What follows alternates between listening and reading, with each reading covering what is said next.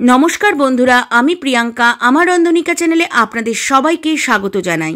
আজ নিয়ে এসেছি ঘরে থাকা উপকরণ দিয়ে বিয়েবাড়ি স্টাইলে ফিশ চপের রেসিপি।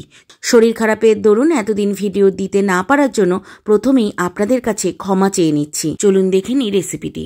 প্রথমে একটি বাটিতে জল নিয়ে নিলাম আর তাতে দিয়ে দিলাম 2 চামচ মতো নুন দিয়ে দেওয়ার পরে হালকা যখন ফুটে উঠতে শুরু করেছে তখন এখানে দিয়ে দিলাম 4 পিস ভেটকি মাছ। এবার যখন বেশ টকবক করে জলটা ফুটে উঠেছে তখন এতে দিয়ে দিলাম হাফ লেবুর রস এবং ওই হাফ লেবুটাই দিয়ে দিলাম জলের মধ্যে।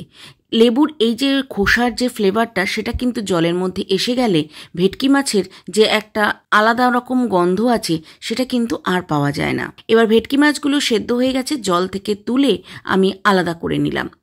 এইবার মাছের যে বাইরে একটা তেলের আস্তরণ থাকে সেটা আগে ফেলে দিচ্ছি, তারপরে এই মাছটাকে ওই কাঁটার থেকে বের করে নিচ্ছি। ভেটকি মাছের যেহেতু একটাই কাঁটা থাকে তাই কোনো অসুবিধে হয় না কাঁটা বাছতে, কিন্তু যদি আপনারা ভেটকি মাছের জায়গায় অন্যান্য যে কোনো মাছ দিয়ে করেন তাহলে কিন্তু খুব ভালোভাবেই কাঁটাটা বেছে নিতে হবে, নাহলে চপ বানানোর সময় কাঁটা মুখে পড়লে কিন্তু খুব বাজে লাগবে খেতে।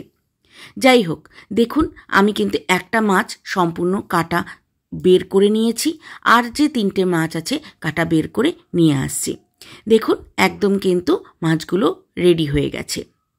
এইবার গ্যাসের আছে কড়াই বসিয়ে দিয়ে কড়াইটা গরম হতে তাতে দিয়ে দিলাম সামান্য পরিমাণে সর্ষের তেল। তেলটা গরম হয়ে যাওয়ার পর এতে দিয়ে দিলাম ছোট চামচের 1 চামচ চিলি ফ্লেক্সটা বেশ সুন্দর যখন গন্ধ বেরোতে শুরু করেছে তখন এতে দিয়ে দিয়েছিলাম কিন্তু পেঁয়াজ কুচি, খুব মিহি করে কাটা একটি পেঁয়াজ কুচি, কিন্তু একটু বড় সাইজের। এবার এতে দিয়ে দিলাম আদা আর রসুন, দিয়ে দিলাম কাঁচা লঙ্কা। আচ্ছা, এই সমস্ত উপকরণের কতটা মাপ না মাপ সেগুলো কিন্তু আমি ডেসক্রিপশন বক্সে দিয়ে দেব। এইবার দিয়ে দিচ্ছি মাছটা দিয়ে দেওয়ার পরে বেশ ভালোভাবে কিন্তু সমস্ত উপকরণের সাথে নাড়াচাড়া করে নিয়েছি। আর আদা রসুন এগুলো দেওয়ার পরে কিন্তু অবশ্যই বেশ কিছুক্ষণ নাড়াচাড়া করে কাঁচা গন্ধটা আগে কিন্তু বের করে নিতে হবে। এবার দিয়ে দিলাম সামান্য পরিমাণে নুন, তবে অবশ্যই আন্দাজ মতো। নুনটা দিয়ে দেওয়ার পরে খুব ভালো করে মাছটাকে মিশিয়ে নিতে হবে, আর এইভাবে মেশাতেই কিন্তু মাছটা স্ম্যাশড হয়ে যাবে। এবার দিয়ে দিলাম ছোট চামচের 1 চামচ ধনে গুঁড়ো, আর দিয়ে দিলাম যে হাফ লেবুটা সেদ্ধ করার সময় দিয়েছি বাদবাকি হাফ লেবুর রস। এবার খুব ভালো করে মাছটাকে কিন্তু আমি নাড়াচাড়া করে নিচ্ছি, মানে ভাজা করে নিচ্ছি।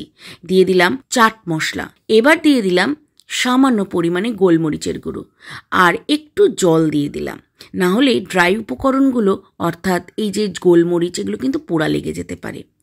এবার দিয়ে দিলাম ড্রাই রোস্ট করা কাসুরি মেথিটা দিয়ে দেওয়ার পরে মাছের সাথে খুব ভালোভাবে মিশিয়ে নিচ্ছি। আচ্ছা, এই কিছুক্ষণ মেশানোর পরে দেখবেন বাইন্ডিংটা সম্পূর্ণ যেন হচ্ছে না, তখন এর মধ্যে দিয়ে দিলাম আমি বিস্কুটের গুঁড়ো দিয়ে দেওয়ার পরে খুব ভালো করে কিন্তু মিশিয়ে নিতে হবে। আর মিশিয়ে নেওয়ার পরেই দেখবেন চপের যে বাইন্ডিং দরকার আমাদের সেটা কিন্তু এসে যাবে। দেখুন একদম রেডি হয়ে গেছে, বেশ ভাজা করে নিয়েছি। হ্যাঁ, একটু ফ্লেভারের জন্য মনে হলো আর একটু গোলমরিচের গুঁড়ো আর ভাজা মশলার গুঁড়ো। আপনারা যদি চান ভাজা মশলার গুঁড়োর রেসিপিটি অবশ্যই কমেন্টে জানাবেন, আমি কিন্তু আপনাদেরকে বলে দেবো। এবার দেখুন মাছটা সম্পূর্ণ রেডি হয়ে গেছে, আর সমস্ত ড্রাই মশলা মাছের সাথে কিন্তু খুব ভালোভাবে মিশেও গেছে। এবার পুরটাকে একটু ঠান্ডা করতে দিয়েছিলাম, পুরটা ঠান্ডা হয়ে গেছে। ঠিক এরকম হাতের সাহায্যে ছোট ছোট বলের মতো গড়ে নিচ্ছি। প্রথমে এই পুরটার থেকে যে কটা বল তৈরি হবে সে কটা আগে গড়ে নিতে হবে। হ্যাঁ, আপনারা যদি কেউ চান এই সাইজটার থেকে একটু বড়ও করতে পারেন, তবে বিয়েবাড়িতে কিন্তু এই সাইজটাই আমাদের কিন্তু ফিশ পকোড়া হিসাবে বা ফিশ বল হিসাবে দেওয়া হয়ে থাকে। তো দেখুন আমি কিন্তু সব কটা বল তৈরি করে নিয়েছি। এবার চলে যাব নেক্সট স্টেপে। কাজ হলো একটি ডিম বা 2টি ডিমকে ভালোভাবে নুন দিয়ে গুলে নিতে হবে। এরপরে এই যে বলগুলো সেগুলোকে ওই ডিমের গোলায় চুবিয়ে বিস্কুটের গুঁড়ো বা ব্রেড ক্রাম্বসের মধ্যে ভালো করে কোট করে নেব। দেখুন আমি 4-5টা বল কিন্তু আপনাদেরকে কোট করে দেখিয়ে দিচ্ছি। প্রথমে যে কোটিংটা হবে সেটা খুব পাতলা একটা কোটিং হবে প্রত্যেকটা বলেই। তারপরে যখন আমি দ্বিতীয় কোটিং করব সেই কোটিংটা কিন্তু আবার যখন দেব তখন একটু মোটা হবে। এই যে ফার্স্ট কোটিংটা দিয়েছি, এবার এটাকে হাতের মধ্যে খুব ভালো করে ঘুরিয়ে নেব। তাহলে কোটিংটাও লেগে যাবে আর আকারটাও কিন্তু একদম চেঞ্জ হবে না। এইবার চলুন সেকেন্ড স্টেপে যাই। আর যে কটা বল রয়েছে সে কটা আমি পরে করে নেব। আগে আপনাদের এই কটা দেখিয়ে নিই। দেখুন, এবার ওই ফার্স্ট কোটিংয়ের পরে ডিমের গোলায় আরেকবার চুবিয়ে নিয়েছি। প্রত্যেকটা বলই কিন্তু চুবিয়ে নেওয়ার পরে আবারও সেমভাবে বিস্কুটের গুঁড়ো বা ব্রেড ক্রাম্বসের মধ্যে কোট করে নেব। এই কোটিংটা হয়ে যাওয়ার পরে কিন্তু আপনারা এই বলগুলোকে ফ্রিজে কিছুক্ষণ রেখে দিলে কোটিংটা কিন্তু একদম সেট হয়ে যাবে। আর এইভাবে কিন্তু আপনারা 2-3 দিন আরও কিন্তু বলগুলোকে রেখে দিতে পারেন, যাতে পরে ভেজে নিতে পারেন। তো আপনাদেরকে এই কটা বল গড়া দেখিয়ে দিলাম, আর বাদবাকি যে কটা বল পড়ে রয়েছে সেগুলোকে সম্পূর্ণ রেডি করে আপনাদের কাছে ফিরে আসছি। এই ফিশ বলের রেসিপিটি আপনাদের কেমন লাগছে কমেন্টে কিন্তু জানাতে ভুলবেন না।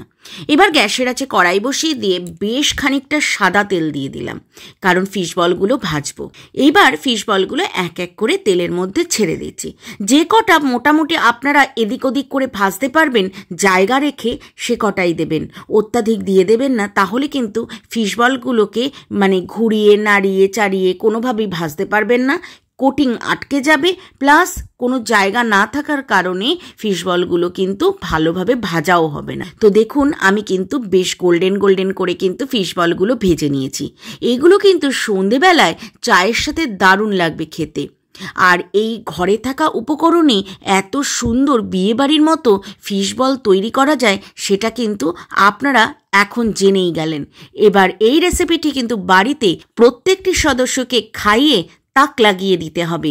আপনাদের এই রেসিপিটি অবশ্যই ভালো লেগেছে, আর তার জন্য একটা লাইক করে দিতে হবে আর শেয়ার করে দিতে হবে। আর এরকম নতুন নতুন রেসিপির জন্য অবশ্যই কিন্তু চ্যানেলটিকে সাবস্ক্রাইব করে দেওয়ার অনুরোধ রইল।